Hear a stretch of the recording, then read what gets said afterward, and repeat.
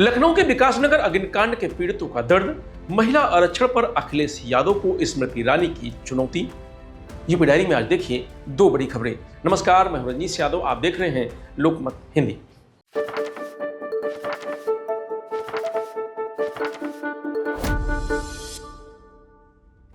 लखनऊ में 250 झोपड़ियों के आग में जल जाने के 2 दिन बाद घटना स्थल का सीन दयनीय है। 15 अप्रैल की शाम झोपड़ियों में आग लगी। इसके बाद आज 17 अप्रैल को घटना स्थल पर हर तरफ जिंदगी पटरी पर लाने की जद्दोजहद चल रही है। महिलाएं जले हुए बर्तन समेट रही हैं। आसियाना जलने से महिलाओं के नहाने खाने की प्राइवेसी भी हट गई है। एक महिला नहाती है तो 2 महिलाएं उसे साड़ी से ढक रही हैं। हादसे में जिंदा जलकर मरी 2 बच्चियों की मां पूनम का हाल बेहाल है। वह 2 दिन से बार बार बेहोश हो जा रही है। आज जैसे ही इस बारे में पूछा गया, वह पहले रोई फिर बेहोश हो गई। मौके पर कई और सरकारी संगठन और आसपास के युवक मदद के लिए पहुंच रहे हैं। वे दूध, बिस्किट के पैकेट, लंच पैकेट बांटने के लिए डिब्बे जैसे खोलते हैं। छोटे छोटे बच्चे लंच के पैकेट छीनने लगते हैं। एक डॉक्टर हैं जो पिछले 3 दिन से लोगों के इलाज में लगे हुए हैं। बता दें कि राजधानी के पॉश इलाकों में से एक विकासनगर है। विकासनगर में बुधवार शाम करीब 5:30 बजे आग लगी। आग में 30 से ज़्यादा सिलेंडर फटे। आग की चपेट में आकर 250 से अधिक झोपड़ियां जलकर राख हो गई। करीब 10 किलोमीटर दूर तक धुएं का गुबार दिखाई दिया। आग लगने के बाद एहतियातन आसपास के 20 मकानों को खाली कराया गया। फायर ब्रिगेड की 20 गाड़ियों ने करीब 7 घंटे की मशक्कत के बाद आग पर काबू पाया। इस दौरान इलाके की बिजली काट दी गई थी। लखनऊ से सांसद और रक्षा मंत्री राजनाथ सिंह ने डीएम विशाख को फोन कर घटना की जानकारी ली। वहीं डिप्टी सीएम ब्रजेश पाठक ने भी मौके पर पहुंचकर हालत का जायजा लिया। हादसे के दूसरे दिन पुलिस ने बताया कि 2 मासूम बच्चों की डेड बॉडी मिली है। उनकी पहचान बाराबंकी के राम सनीही घाट थाना क्षेत्र के काशी पुरवा के सतीश की बेटी थी। बड़ी बेटी श्रुति 2 साल की थी, वहीं दूसरी अभी 2 महीने की थी। शासन ने मृतकों के परिजनों को 4-4 लाख रुपए का मुआवजा देने की घोषणा की थी। प्रभावित परिवार को कम्युनिटी सेंटर रैन बसेरों में शिफ्ट किया गया है। यहाँ जिला प्रशासन की ओर से खाने पीने का प्रबंध किया गया है।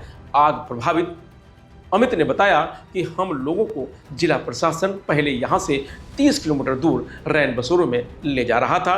कुछ साथी वहाँ गए थे, वे भी पैदल लौटकर आ गए हैं। उन लोगों ने बताया कि वहाँ पानी तक की व्यवस्था नहीं थी। अगर हम भी चले जाते तो हमारी यह ज़मीन भी ना बचती, इसलिए नहीं गए।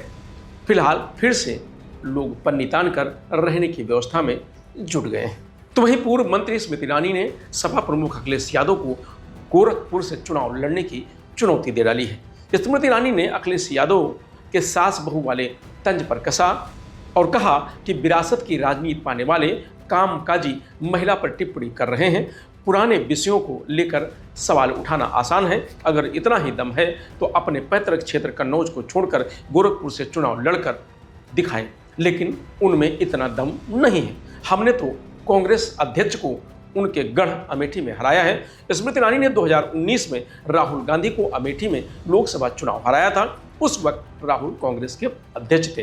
पूर्व मंत्री ईरानी शुक्रवार को वाराणसी में थी। उन्होंने डिप्टी सीएम ब्रजेश पाठक के साथ नारी शक्ति बंधन सशक्त नारी सशक्त भारत कार्यक्रम में हिस्सा लिया। स्मृति ईरानी बोली कि अखिलेश यादव ने खुद कभी नौकरी तक नहीं की है, उन्हें सब बना बनाया मिला है। स्मृति ईरानी ने कहा कि अखिलेश यादव महिला आरक्षण बिल पर फोकस नहीं कर रहे हैं। उन्होंने सपा प्रमुख को सीरियल छोड़कर संसद के काम पर ध्यान देने और महिला सशक्तिकरण बिल का समर्थन करने की सलाह दी। उन्होंने कहा कि जिन्हें राजनीति विरासत में मिली है, उन्हें मेरी याद आना अच्छा है।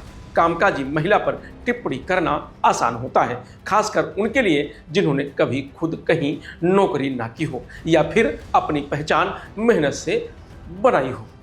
उन्होंने कहा कि हम जैसे लोग टैक्स भरते हैं, इसलिए नहीं कि सदन में सास बहू की बातें हों, संसद में जाकर अपने संसदीय कार्य पर ध्यान दें। लेकिन इस बात की खुशी भी है कि उनका उत्तर प्रदेश में विपक्ष में रहना सुनिश्चित है, क्योंकि यूपी की राजनीति करने वालों को इतना पता है कि गांव-गांव और पात-पात घूमते घूमते इतना वक्त बीत जाता है कि सीरियल देखने का टाइम एक गंभीर राजनेता के पास नहीं होता है।